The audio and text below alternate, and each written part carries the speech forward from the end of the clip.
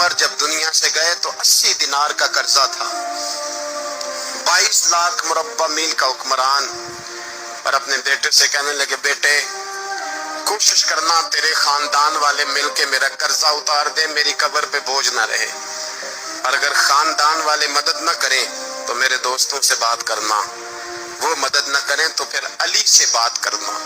ان کا پیار آپس میں اتنا، اور تو اختلاف ثابت کر رہا ہے۔ 80 دینار کا قرضہ چھوڑ کر حضرت عمر دنیا سے گئے اور جاتی دفعہ کہہ گئے میرے بعد میرے بچوں کو حکومت کے مشورے میں بھی شامل نہ کرنا، حکومت کے مشورے میں بھی میری اولاد شامل نہ ہو۔ اتنا بڑا شخص اتنا بڑا رنگ دے کے یکم محرم کو جب عمر فاروق کا وصال ہوا تو بیٹے سے کہنے لگے اماں عائشہ سے جا کے کہو میرا بھی نبی پاک کے روضے میں دفن ہونے کو دل کرتا ہے۔ ایک قبر کی جگہ ہے اماں جی نے اپنے لیے رکھی ہے، بخاری ہے بخاری۔ حضرت عائشہ کے پاس صاحبزادے گئے، کہنے لگے اماں جی عمر کو زخم لگ گیا ہے، حالت بڑی پریشانی والی ہے۔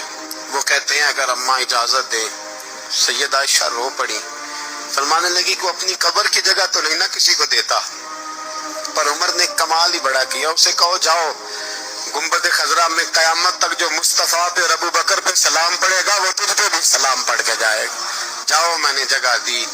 اعلیٰ حضرت فاضل بریلوی رحمۃ اللہ علیہ فرماتے ہیں وہ عمر جس کے آدھا پہ شہدہ شکر، اس خدا دوست حضرت پہ لاکھوں سلام، اس خدا دوست حضرت پہ۔ آپ یقین کریں ممبر پہ بیٹھا ہوں، حضرت عمر کا جب نام لیتا ہوں تو میرے وجود کے رونگٹے کھڑے ہو جاتے ہیں۔ حضرت عمر کی زندگی جب پڑھتا ہوں تو لگتا ہے خدایا ایسے شخص بھی دنیا میں آئے۔